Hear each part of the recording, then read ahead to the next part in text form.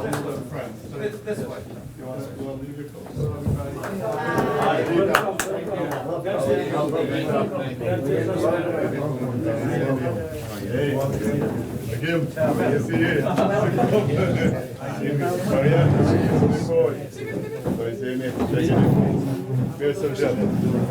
Congressman? All right. Good. Yes, this is yours. All right, thank you. Harry? Yes, thank you. This is Rustem, actually. Rustem fixed this. He donated, he put his work and money and all that and made it beautiful for us. Now Harry want to go another step. He wants to go and buy new buildings. So.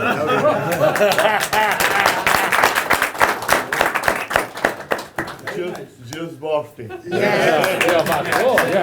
Jo kaj ka shore bojmë dhe na. Kaj tullo dhe ne. Ta filloj.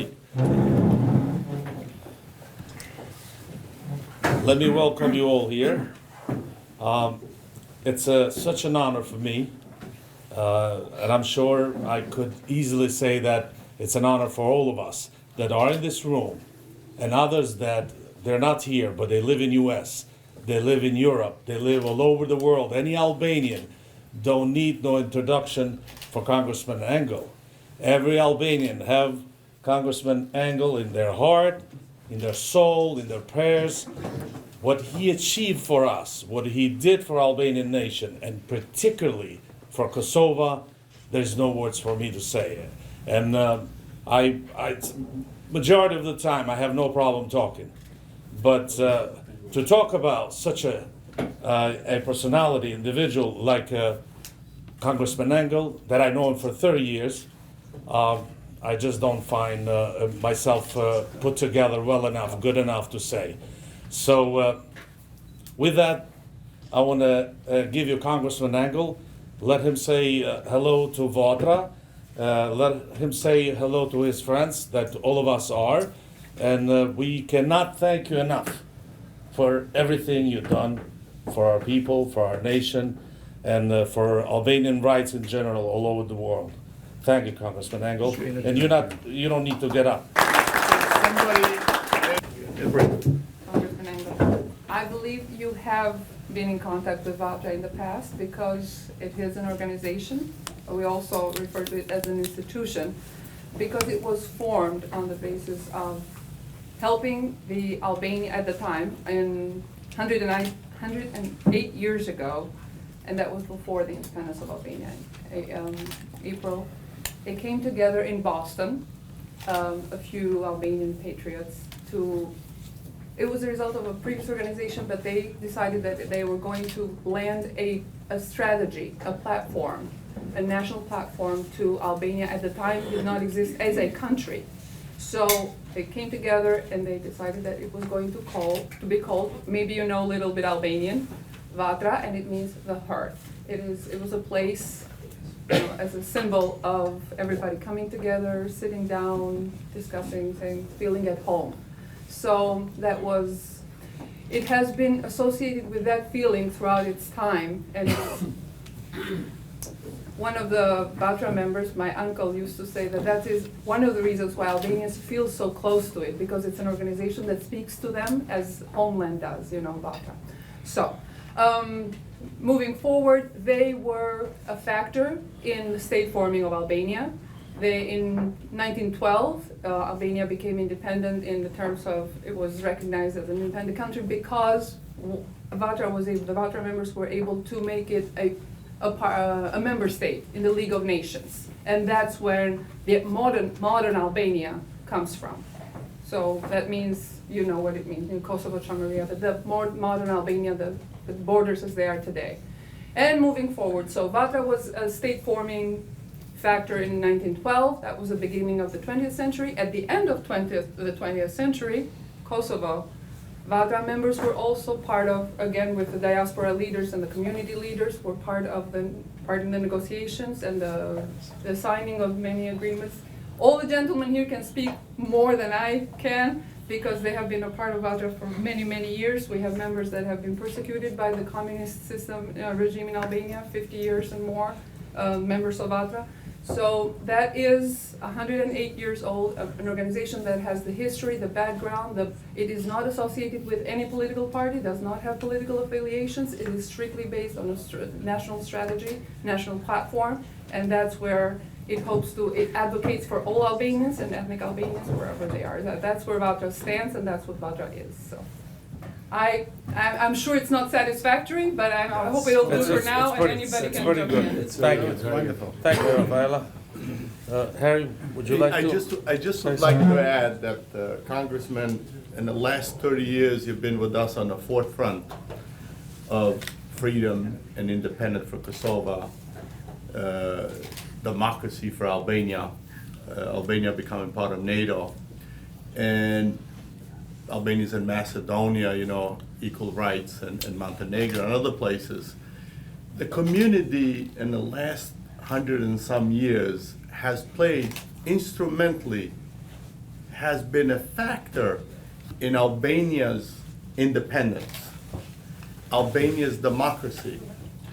And the community again came together with your help, with American friends, with America, and helped Kosovo become free and independent nation.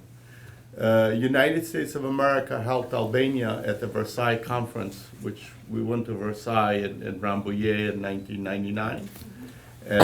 It helped Albania, where is Albania today, remain Albania.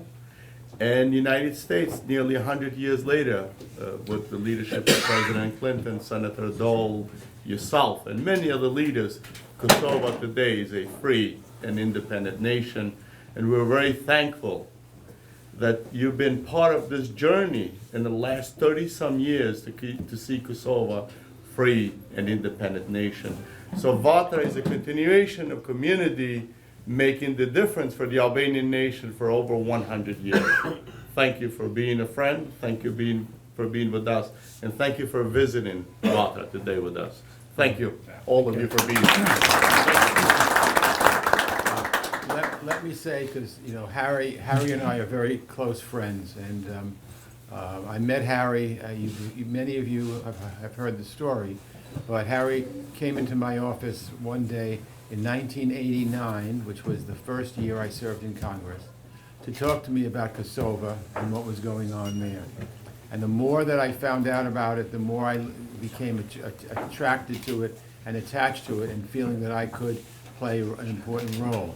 And you all know what happened then, in 1999, 10 years later, with the bombing of the Serbs, and we have continued to push, obviously, Albanian causes and a free and independent Kosovo. I was happy to see the Kosovo flag here as well, because I think that's very, very important. When I'm now the chairman of the Foreign Affairs Committee, and so ambassadors from all over the world visit me each and every day.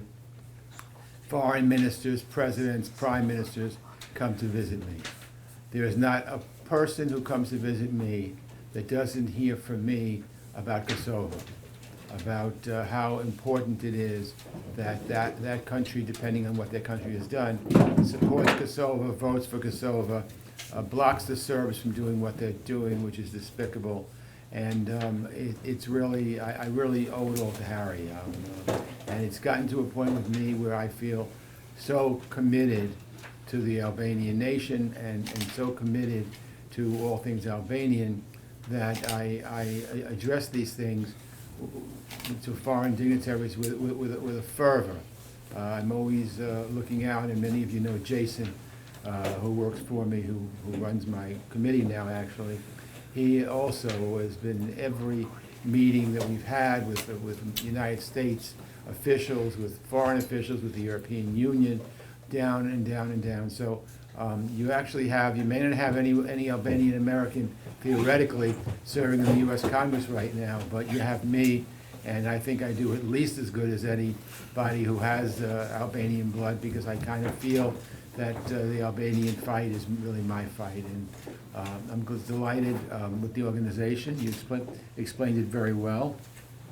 And I've seen in the 30 years, 32 years since I've been in Congress, I've watched the Albanian diaspora here in New York flourish and grow and be successful business people, and the children being successful in terms of being professional people.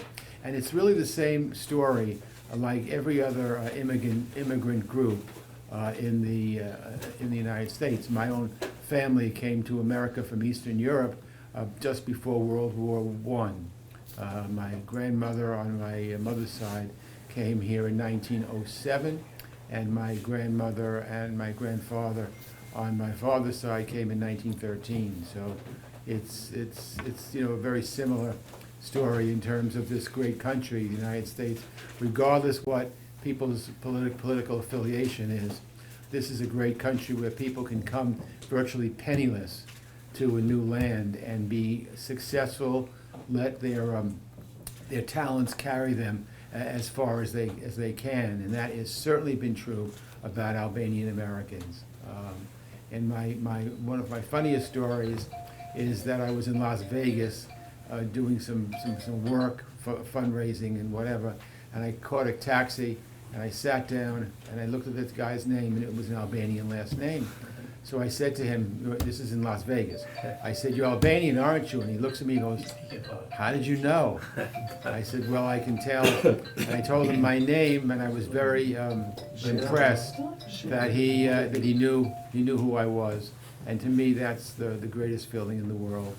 So when we celebrated a couple of years ago the Kosovo's 10th anniversary, it was an honor for me to be there and be part of the celebration. So I feel like your family is my family, and as long as I'm in Congress, you'll have me fighting every single day for the Albanian nation, for the Albanians, whether they be in Albania or Kosovo or Montenegro or Macedonia or right here in America.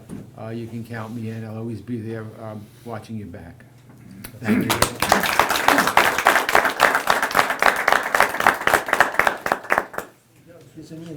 Mir. Congressman Engel, thank you very much for coming to the Vatra House. Thank you very much for all that you did, that you done in U.S. Congress for America and for Albanians in Balkans, especially for Kosovo. You are a hero. May God bless you, your family, and United States of America. Thank you.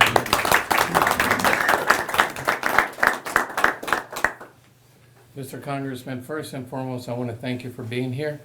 It's an honor for us to have you here, and thanks for all the work that you've done in all the Albanian lands. Although we have a lot, as Nazo can tell you, about Chamria, and we still have a lot of work to do towards democracy.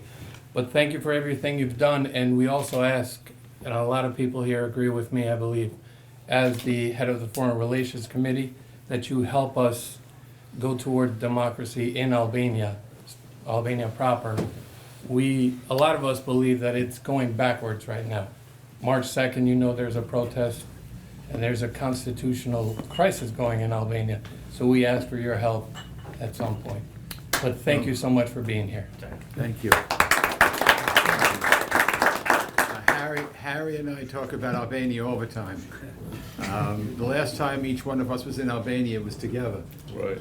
And we are concerned about Albania because it's not, it should be working more closely with the West, in my opinion, and with the United States. And we don't see a lot of that, and there are other things we see that, partnerships between the Albanian government and Vučić, Yeah. things like that are very troublesome. Yes. And troublesome to us too. Yeah. I was supposed to be in Munich last week.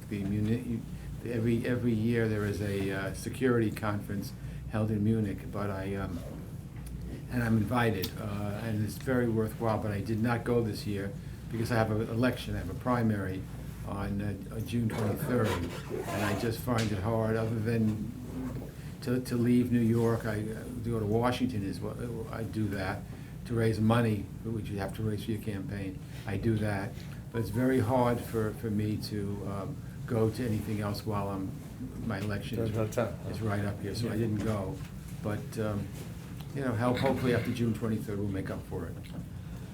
I just, Congressman, with your permission, Congressman does not speak some of the stuff that he has done in the last few years or 30 years, but, you know, 2 years ago, his office worked very hard and he qualified Kosovo. It's called this Millennium Challenge Corporation. I don't know if any of you know. Kosovo got approved, and 2 years ago, the congressman delivered about $50 million in Kosovo. This is a gift. The money is used for energy, rule of law, education, you know, and various other things, energy, cleaning of environmental issues and things like that. And Congressman last year, you know, he visited Belgrade in July. He went and met with Vucic and met with all the leadership. And from there, he traveled to Preševa and he met with the people of Preševa. He says, we have not forgotten you. And then he came to Kosovo. He cut the ribbon on a new embassy in Pristina, which is, it's a remarkable, not just a building, but a symbol of America's investment, almost $300 million. From there, a road was named in his honor from Kosovo to Albania, from Baramsur to from Jakova, which connects this region. For 70 years has been apart. There was a ceremony, the road connects together. Very fitting. And very fitting. And he went to Macedonia, so he constantly continues to push the effort to promote democracy. Constantly he does. He's just a great friend. And we don't have to, I don't have to tell him. He does it out of his heart, you know, he does it because he cares. I want to thank you, Mr. Congressman, for coming here. I'm sorry, maybe my English is not perfect, but I am trying to tell what I'm feeling. It's fine. Really, for us, you are a hero, because without too much expose, you did a lot for Albania, in Kosovo, and all over where they are. My family came in Albania from Chameria. They are Albanian nationality. But in 1944, the Greek government did the small Holocaust to my people. All of Albanian people they throw out, they killed, they did any kind of things.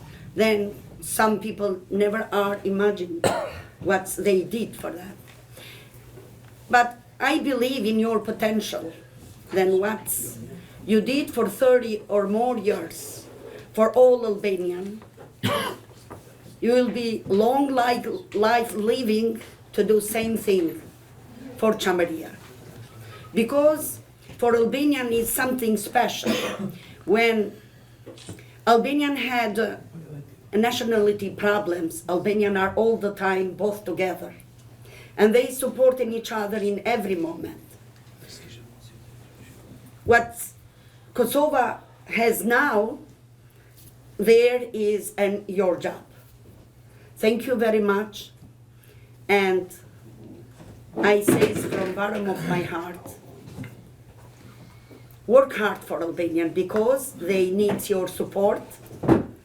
And I want to thank your support, and I want to thank America helps for Albanian, because we really are small nationality, but we have a very big heart. And we never forget the friendship. We never forget who is helping us. Well, Thank you very much Thank you. for coming here. That's a very good point, and something I tell to everybody. When Americans in Congress travel around the world, particularly on the Foreign Affairs Committee, but anyone travels around the world, the best reception they get are from Albanians. Thank you. I mean, people who, and I always say, the best friends that America has overseas are Albanian friends, and that is really true. And I have heard many American diplomats or some ambassadors who were part of the American group in Albania and in Kosovo agree with me and say, you know, when you are ambassador to Kosovo, and then a few years later you get to another country, it's a lot different, because in Kosovo and Albania, people are used to welcoming, to be welcomed as Americans, and in some of the other countries, it's not necessarily the fact. So I think that, and I've said this for years with a lot of American diplomats, and there hasn't been one who disagrees with me.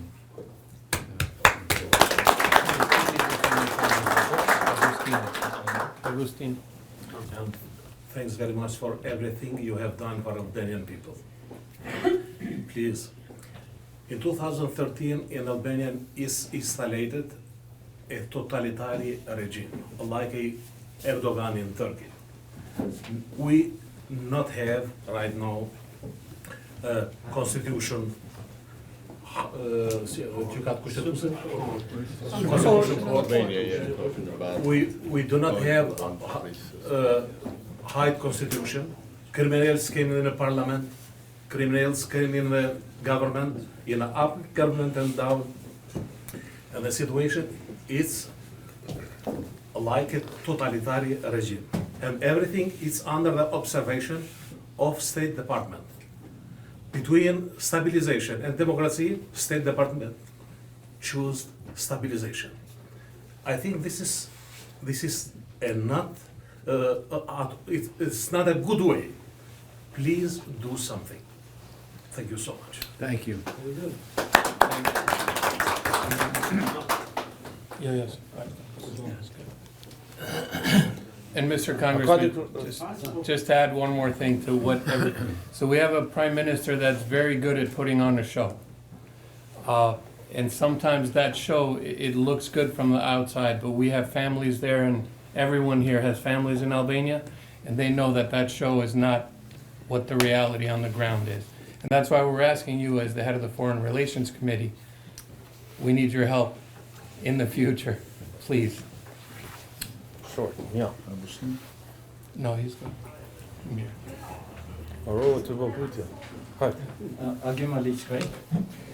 Congressman, I agree with all of them, as all Albanians feel the same way about you and your great work. Thank you. Thank you so much. And lately we are concerned with the situation, what's going on in talks between Serbia and Kosovo. We feel that something very unfair is going on. While Serbs can behave any way they want. They can be aggressive, they can be arrogant, they can be an enemy, they can work against Kosovo day and night openly. They say openly, we will never recognize Kosovo independence, drop the sanctions, I mean the tariffs. They are asking to drop the tariffs for them to please come to the table, to talk to Albanians, and to talk about what? To destroy the autonomy, I mean the independence of Kosovo. That's how we feel, most of us feel like that. I feel that way too. Is there any way, now question, is there any way, you have very important role as a chairman, and we know in the beginning, 30 years ago, America wasn't so much about for Kosovo, was for unity of Yugoslavia, but we together, all of us, Harry, all these people around, we worked so hard together, it changed the opinion in America about Kosovo and Albania. I think the time has come again to try to do something that way. And you as a chairman, a very important position, you can you put more pressure, and what do we need from us to do to put more pressure in the administration to tell us, because we had the ambassador last night, he said, oh, you have to trust us. Yeah, but you're lifting the sanctions, you're not telling us what is going on. Even some of us had a question about the sovereignty, he said, we will support independence. What about sovereignty? He was quiet. So something is not right.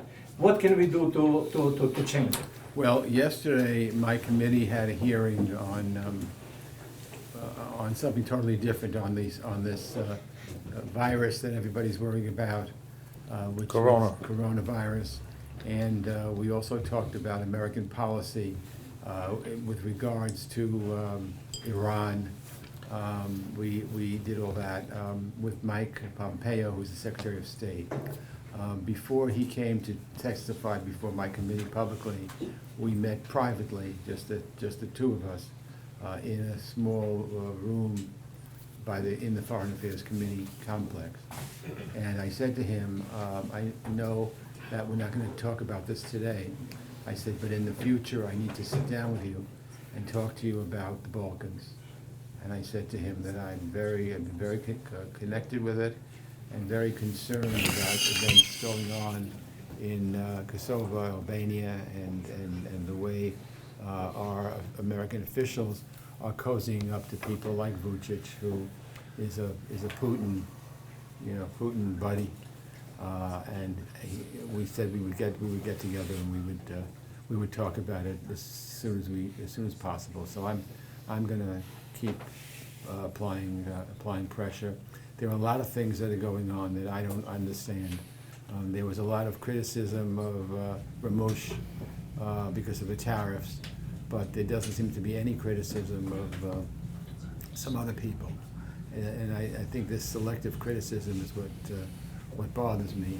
And I don't think it's fair if we're talking about ascension to the European Union, both in terms of Serbia and Kosovo, that Serbia continues to play these games by trying to get countries to de-recognize Kosovo, plays these games with all kinds of things, and then somehow or other he gets away with it. I mean, I wouldn't mind seeing Kosovo and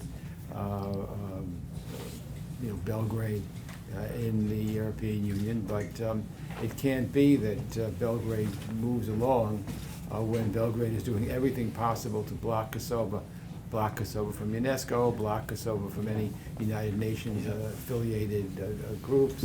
I mean, it can't be. If you're negotiating with someone, then they have to negotiate with you in good faith. And if they're not doing it in good faith, why are you sitting down with them? Because you're going to get nothing.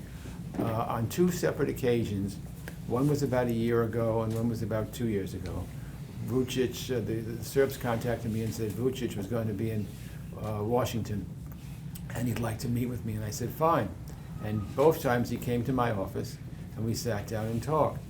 I just watched, my wife likes to watch the Academy Awards. They gave the Oscars a few weeks ago. The best actor in town is Vučić. He deserves an award because he's such a liar and he's such a phony and he's such a great actor. He acts like he wants peace, but behind the scenes he does everything possible, in my opinion, to scuttle the peace, to stop the peace. So I'm on top of it. It's a tough fight, but what we want is fairness. Bill Clinton, when I talked to him and others, he decided in 1999 to save lives. He would bomb in Kosovo to save Albanian lives. That took a great deal of courage. When Bill Clinton left office and George W. Bush became president, different parties, right? Bill Clinton's a Democrat, I'm a Democrat, and Republican was George Bush. I didn't know how George Bush would act. He acted pretty well, I thought. He was also showing he's a friend of Kosovo.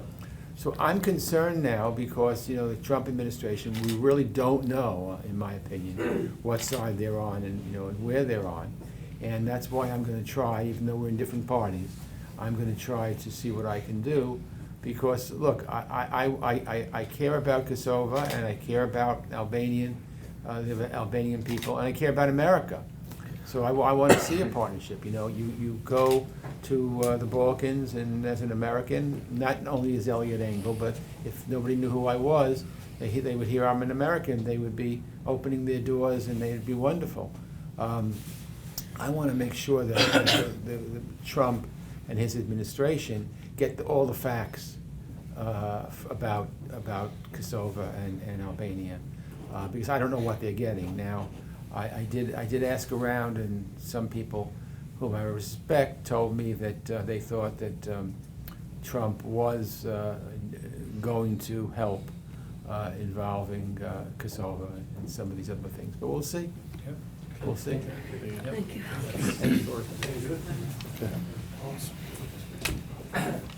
Dear Congressman, don't come here. As any Albanian else, we appreciate what you did done for Albanian people.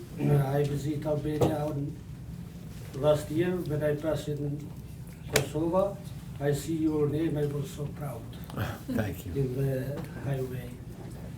So please, last year we did for war crime what Serbia did in Kosovo in Congress, which one you The directed. hearing, we had the hearing. And since that And time, by the way, you should know about the hearing that we had. Yes. You know, again, I want to give Harry credit because Harry asked me if it could be done, and we kept at it, talking about this together. And Harry played a major role in making sure that I was able to push to have that hearing. we appreciate very much for that. But since last time, Mr. Congressman, the Serbia go up, and I cannot believe if after Second War, the Nazi system destroyed, they go out talking, the Nazi Serb system talk with Kosovo victim. This really is disappointed Albanian people.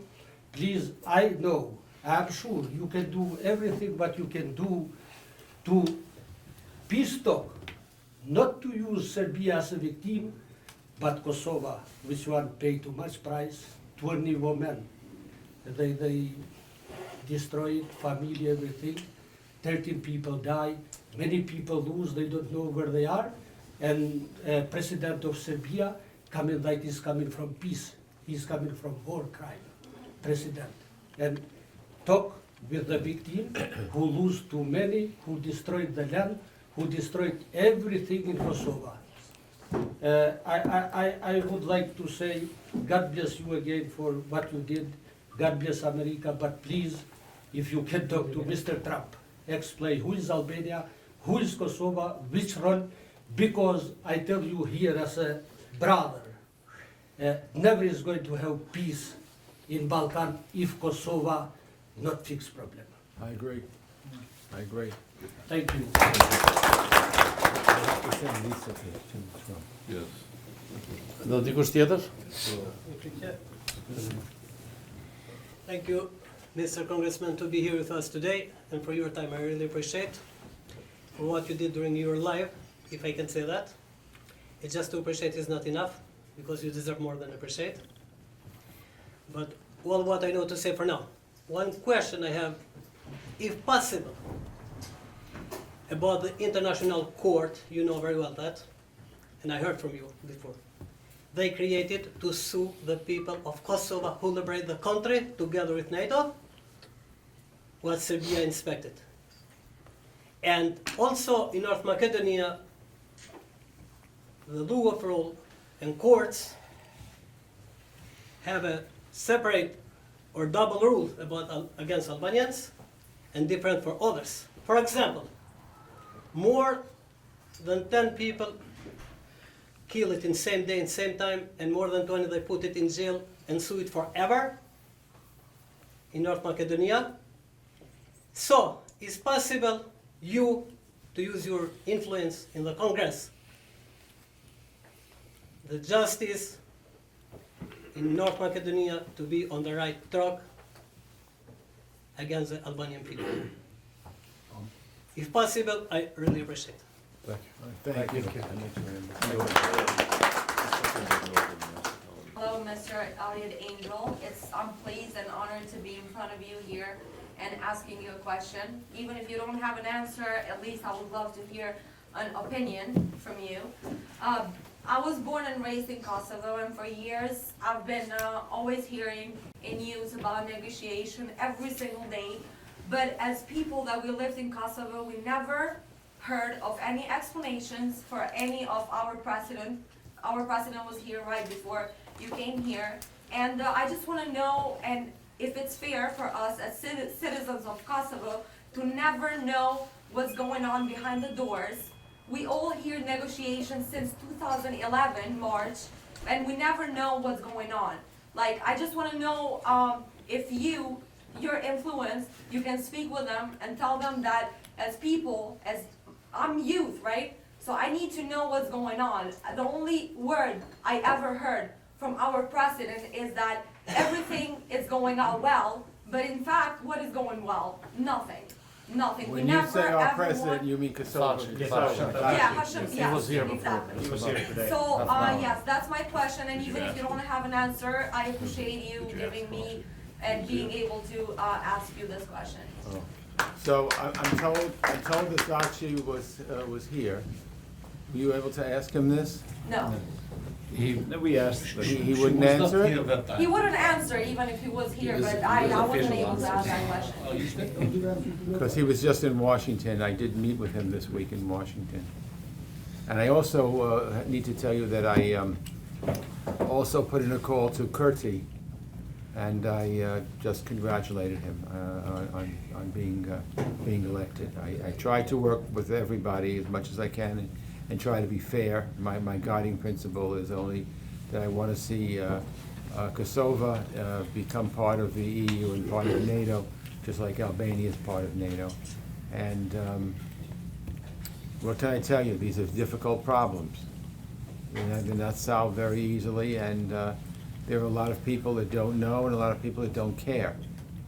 And no one leaves my office if their country's been good and they recognize Kosovo, then it's fine. If it's a country that doesn't recognize Kosovo, like I get some of these countries, they want me to help them with things, and I always say, well, I see you haven't recognized Kosovo. Tell me what the problem is. And it's usually some nonsensical, silly thing, you know.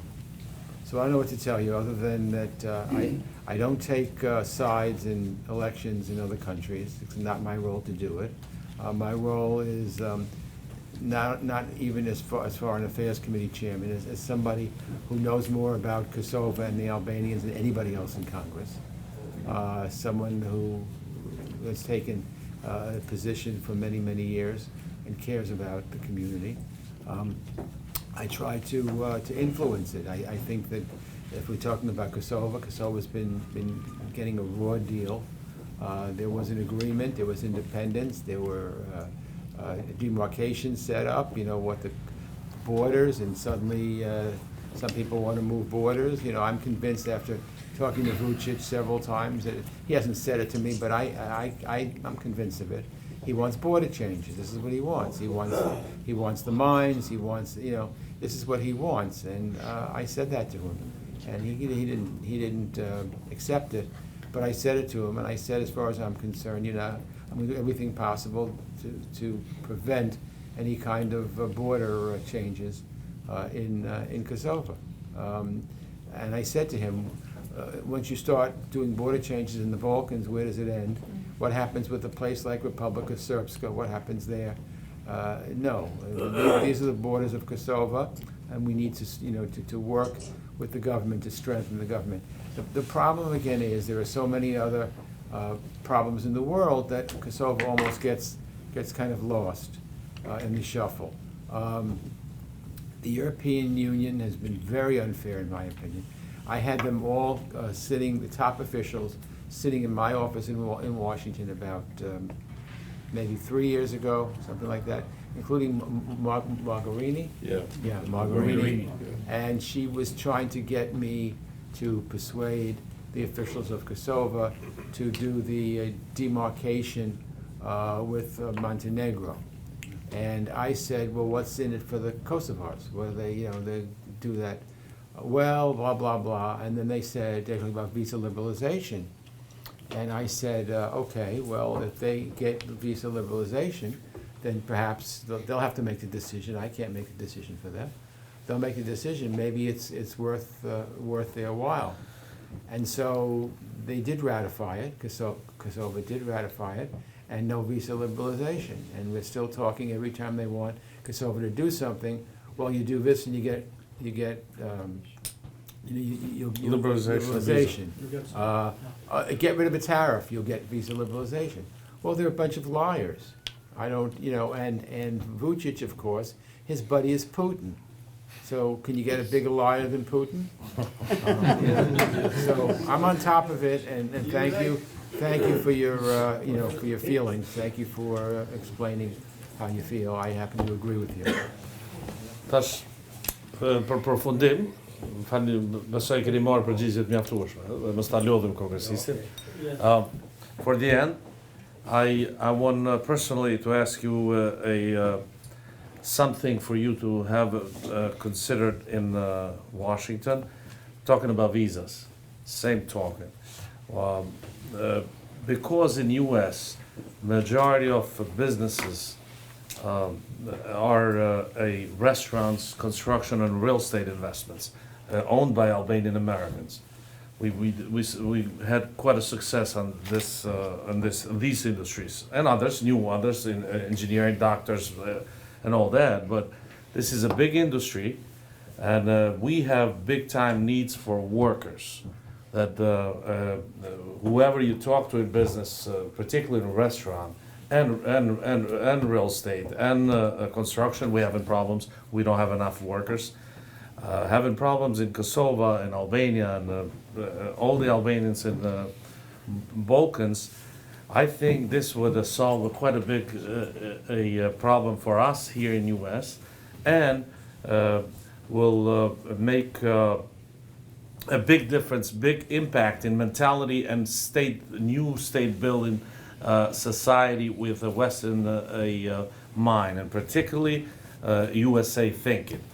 We want to see if you can ask State Department to extend a working visa for people that are qualified professionals, cooks, nurses, contractors, and all of the. So the visa expires and they're having difficulty. They have to go. Get renewed. They just have to go. They have to go, or renew. It could be both ways. Now you'll say easy said and done. Would they return? Yes, because there would be an agreement between whoever hires them in U.S. as a company and individually. You're bound to the U.S. government that such an individual will have a place to stay, food to eat, and they'll pay their taxes. At the end, they'll have to return on time because we will guarantee that. And this, not that would prosper Kosovo or Albanians wherever they live, this would change totally mentality of work and becoming more entrepreneurs and doing the right way of doing business, which is U.S. And they would realize also that the money does not grow on trees, and that you have to work hard for it. So we will send less money that we've been supporting for 30 or 50 years. Our families and cousins and brothers and sisters there. This would change complete their mentality and would solve quite a unemployment in the region. Okay, we'll look into it. Thank you. You have to work on it.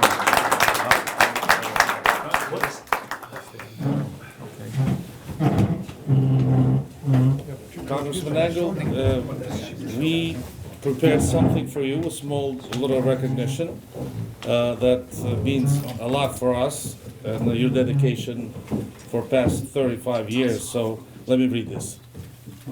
The Pan-Albanian Federation of America, Vatra, proudly present Outstanding Achievement Awards to Congressman Eliot Engel for your contribution to the independence of Kosovo, democratization of Albania, and the advancing of the Albanians in the Balkans. February 29, 2020, New York.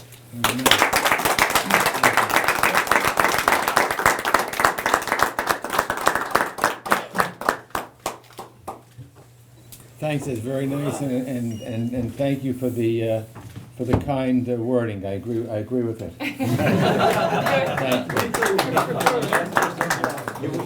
Thank you.